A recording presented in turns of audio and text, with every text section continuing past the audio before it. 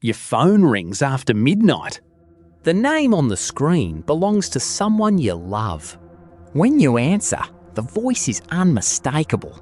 The same rhythm, the same small break between sentences.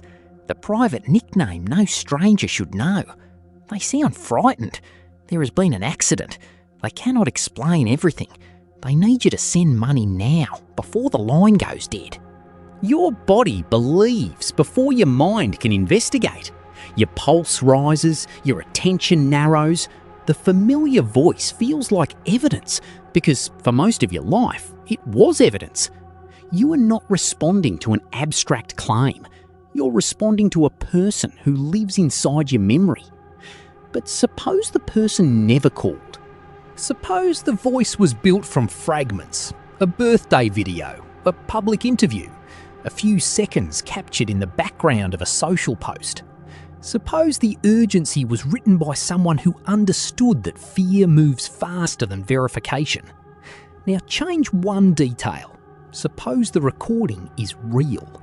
Suppose the person really is asking for help, but someone tells you the voice is synthetic. You hesitate, you dismiss it, you do nothing. The first danger is believing a fabrication. The second is learning that fabrication is possible and then losing the ability to believe anything at all. This is the crisis beneath deepfakes, cloned voices, edited memories, and artificial evidence. The technology can manufacture an appearance, but it can also manufacture doubt about every appearance that follows. It does not only place false things inside reality, it weakens the relationship between reality and proof. What happens when seeing is no longer believing? What happens when hearing the voice of someone you love is not enough? And what happens to a society when every inconvenient fact can be answered with 2 words? That is fake. Nearly 4 centuries ago, a man sat alone and tried to remove every belief that could possibly be false. He did not have neural networks, voice cloning, or synthetic video. He had a fire, a room, a mind, and a terrifying question. What can I know with certainty? René Descartes did not begin by declaring that nothing was real. He began with a method. If a source of belief had deceived him even once, he would temporarily refuse to treat the whole class of beliefs as a secure foundation. Not because every belief in that class was false, but because certainty required something stronger than habit. This distinction matters. Descartes was not proposing that a person should refuse food because hunger might be an illusion, or walk into traffic because the senses are imperfect. His doubt was part of a project of knowledge. It was a controlled demolition. He wanted to clear unstable ground and discover whether anything remained standing. At first, the task seemed simple. The senses sometimes deceive us. A straight stick looks bent in water. A distant tower appears small. A shadow becomes a figure until we move closer. So perhaps we should be cautious about perceptions formed under poor conditions. But caution about occasional error is not radical doubt. Descartes needed a reason to question even the ordinary scene before him. The room, the fire, the hands he believed he could see. Then he remembered dreams. In a dream, you may feel completely awake. You walk through a familiar house. You speak with someone who died years ago. You touch a wall. You hear a door close in another room. Nothing announces itself as unreal. The dream borrows the texture of waking life and uses your confidence against you. Only later, after waking, do you reclassify the entire experience. That is the disturbing force of the dream argument. Any single perception may be vivid and coherent, while its larger frame is false. The scene can feel trustworthy from the inside because the standard you are using to judge it belongs to the scene itself. Digital media has given this old thought experiment a new surface. A fabricated video does not need to be flawless in every pixel. It needs to arrive in the right frame, the right account, the right emotional moment, the right story already forming in your mind. Context can perform the work that visual perfection does not. But Descartes went further than the dream. He imagined a deceiver powerful enough to manipulate not only perception, but reasoning itself. A malicious intelligence could arrange experience so thoroughly that even obvious conclusions became suspect. The point was not to prove that such a being existed. The point was to remove every external guarantee and ask what survived. Our modern deceiver is less dramatic and more distributed. It is not one demon behind the screen. It is a system of generators, recommendation engines, engagement incentives, selective edits, stolen identities, hurried users, partisan loyalties, and institutions competing for attention.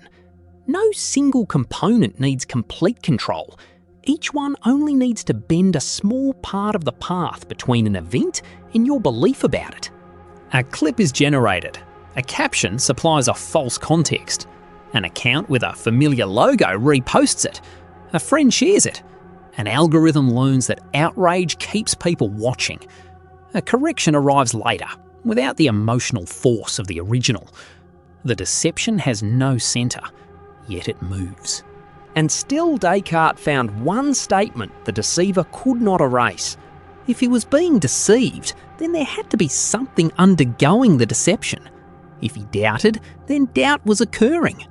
Even a false thought was still a thought.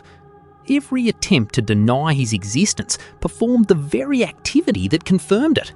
I am. I exist. At least whenever I am thinking it. The famous phrase, "I think, therefore I am," is often treated like a slogan of confidence. In its original role, it is much narrower and more severe. Descartes does not recover the entire world. He finds a single point that survives the collapse. The cogito does not prove that every memory is accurate. It does not prove that the body is exactly as it appears. It does not certify the person on the phone, the image on the screen, or the story attached to the image. It establishes that thought is occurring and that the existence of the thinker cannot be denied in the act of thinking. That is a foundation. It is not yet a home. This is where modern doubt often goes wrong. We enjoy the drama of demolition and forget the work of rebuilding. We repeat that everything could be fake, as though uncertainty were the final achievement. But Descartes doubted in order to find a path toward knowledge. Cynicism doubts in order to avoid responsibility for knowing. Rational doubt and cynicism can sound alike because both refuse immediate belief, but their directions are opposite. Rational doubt asks, what evidence would change my confidence? Cynicism says no evidence can be trusted. Rational doubt is a method. Cynicism is a conclusion pretending to be a method. To see the difference, consider what research on synthetic media actually shows. The findings are more complicated than either reassurance or panic. In a series of pre-registered experiments involving more than 2,000 participants, researchers tested judgments about synthetic political speech. In one setting, people identified text-to-speech deepfakes in roughly 72% of observations. That is better than chance. It is also far from reliable enough to make unaided listening a security system. The same research found lower accuracy when people judged text alone. But these numbers belong to particular speech samples, algorithms, and experimental conditions. They are not a permanent score for human perception. Change the speaker, the content, the generation method, the compression, or the listener, and performance may change. Another line of research comparing artificial faces and voices found that skill in one domain did not reliably transfer to the other. A person who notices something wrong in a face may not notice something wrong in a voice. Confidence may track accuracy in one task and fail to track it in another. This is an important correction to a comforting myth.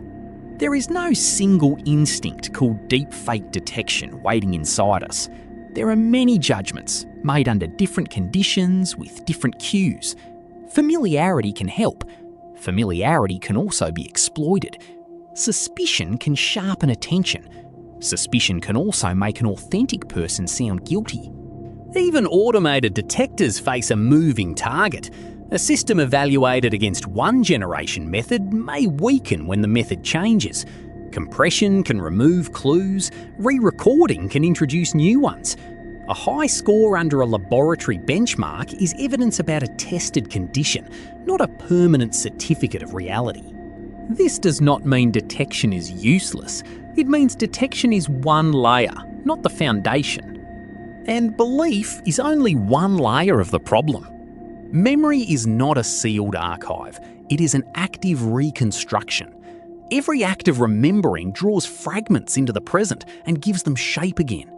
Information encountered after an event can become entangled with the event itself. Research on false memories shows that deepfake media can distort recollection, but the careful version of that finding matters. In experiments with hundreds of participants, deepfakes were not consistently more powerful than older forms of misinformation, such as text or text combined with photographs.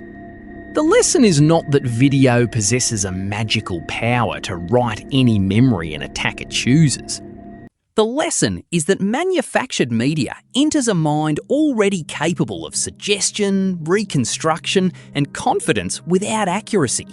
The newest tool joins an ancient vulnerability. Imagine watching an edited clip of an event you witnessed.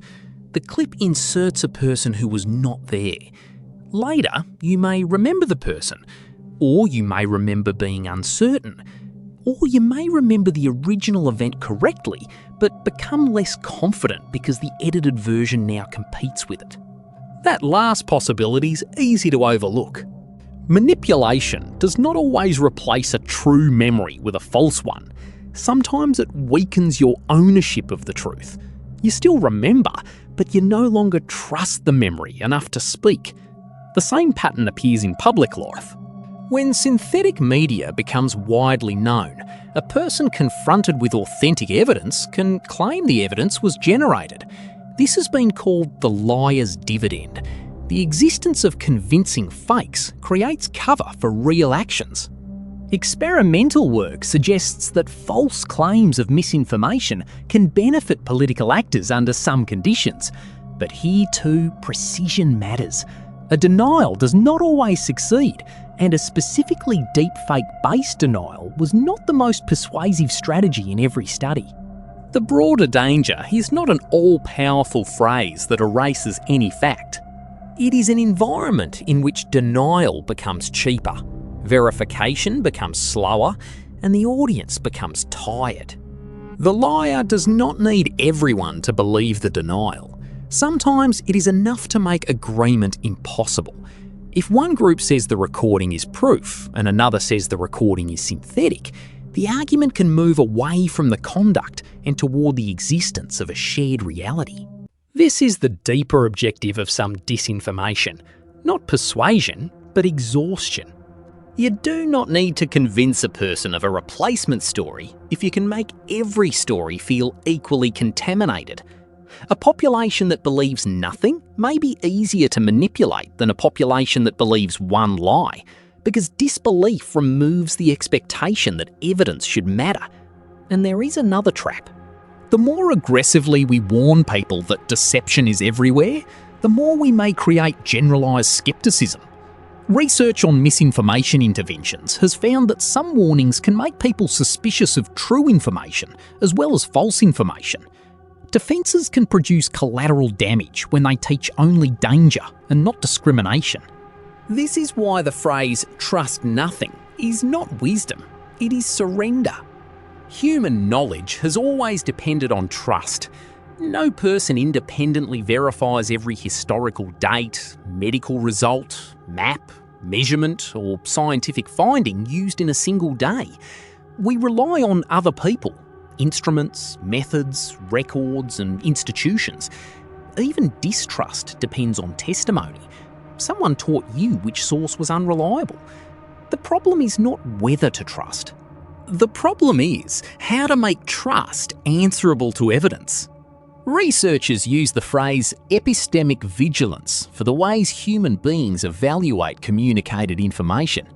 We attend to the claim, but also to the source. Does this person know? Are they honest? Does the message fit what we already have reason to believe? Can it be checked? What motive shapes its presentation? These mechanisms are useful, but they are not flawless. Reputation can be manufactured. Familiarity can masquerade as truth. Repetition can make a claim feel easier to process, and ease can feel like accuracy. A trusted friend can share a falsehood. An untrusted stranger can present real evidence. So, rational doubt needs more than instinct. It needs a sequence. Start with the moment before belief becomes action. Pause. Not forever. Not as a performance of superiority. Pause long enough to prevent an emotional signal from becoming an irreversible decision. Urgency is often necessary in real life, but manufactured urgency is also a tool. If a message demands secrecy, money, outrage, or immediate public judgment, the demand itself becomes evidence to examine. Next, separate the claim from the feeling carrying it.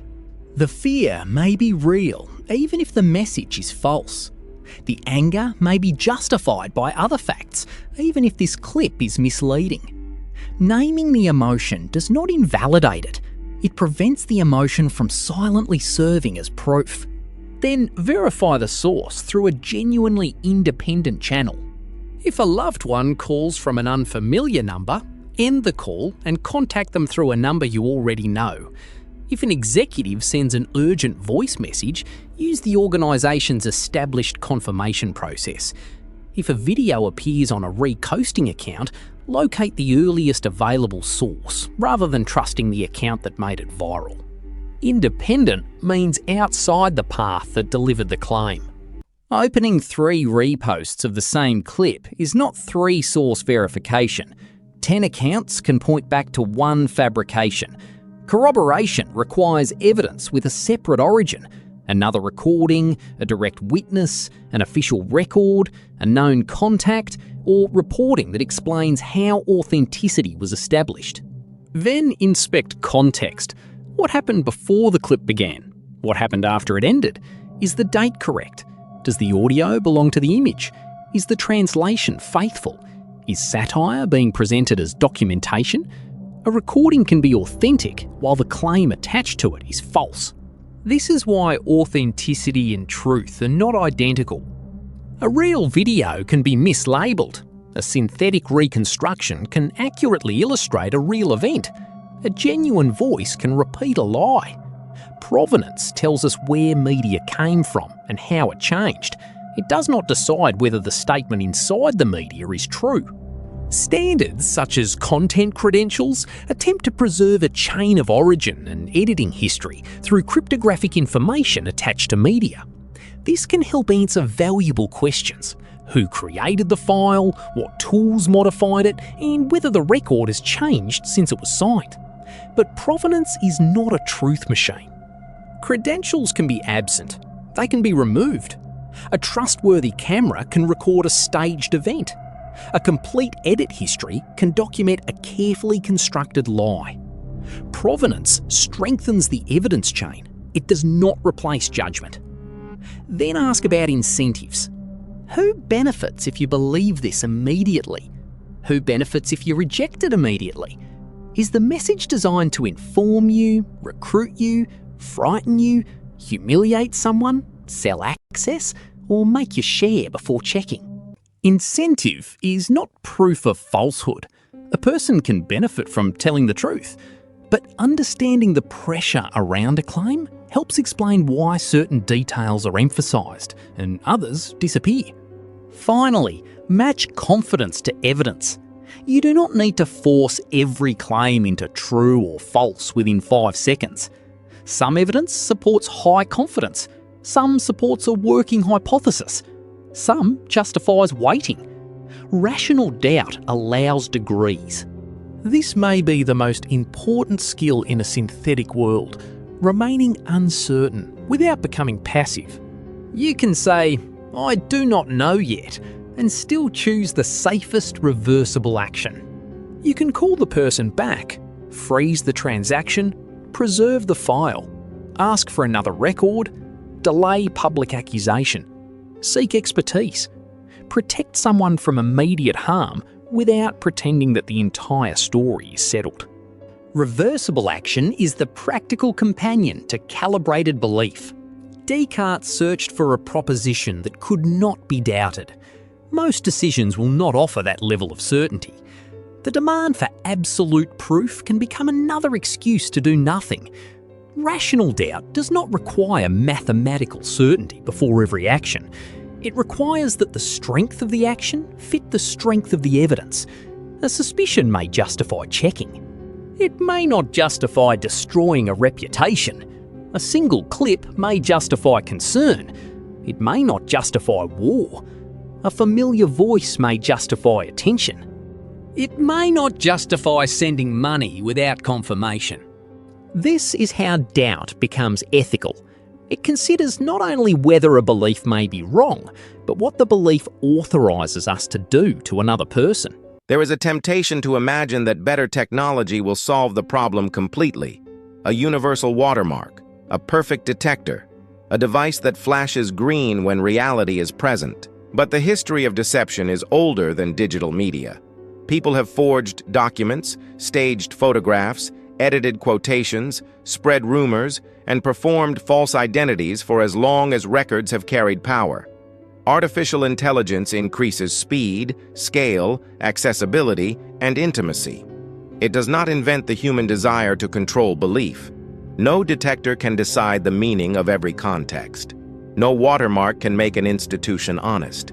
No verification system can help a person who wants the lie because the lie protects an identity, a tribe, or a hope. The technical problem is real. The human problem remains. And yet the human mind is not defenseless. We can build habits that place friction between stimulus and action. We can design organizations that require confirmation for high-risk requests. We can preserve provenance without pretending provenance is truth. We can reward corrections. We can make uncertainty speakable instead of treating it as weakness. Most importantly, we can refuse the false choice between gullibility and nihilism. You do not have to believe every image. You do not have to believe that images mean nothing. You do not have to trust every voice. You do not have to live as though no voice can be known. Trust can be conditional without becoming cold. Doubt can be disciplined without becoming empty. Verification can protect relationship instead of replacing it. Return to the call after midnight. The voice is crying. The request is urgent. Every part of you wants to act, so you act carefully. You end the call. You dial the number already saved in your phone. You ask a question whose answer belongs to a shared history, not a public profile. You contact another person who should know where your loved one is. You refuse the transaction until the identity is confirmed. If the first call was fake, the sequence protected you. If the first call was real, the sequence did not require you to stop caring. It required you to care in a form that deception could not easily command. That is the difference between doubt as a weapon and doubt as a practice. Weaponized doubt dissolves every bond between evidence and action. Practiced doubt makes the bond visible. Descartes entered doubt looking for a flaw. He did not intend to remain forever in the empty room. The cogito gave him a beginning. Even under perfect deception, the occurrence of thought could not be erased. Our beginning may need to be social as well as private. I think, therefore I am. But we verify together, therefore a shared world can remain. That shared world will never be perfectly secure. It never was. Reality does not arrive with a permanent label. Knowledge is maintained through methods, relationships, records, corrections, and the courage to revise confidence without abandoning truth. The future may contain images no unaided eye can classify, voices no unaided ear can separate, and simulations that answer every surface test we invent. The answer is not to become certain of nothing. The answer is to become more precise about why we believe. Doubt is a doorway, it is not a home. Walk through it. Check the source. Trace the claim. Protect the person. Match the action to the evidence. Then build again. This is Cogito Current, where old questions meet tomorrow. Subscribe to Syntax of the Soul and tell us in the comments, when a voice, image or memory feels real, what is the first independent check you would make?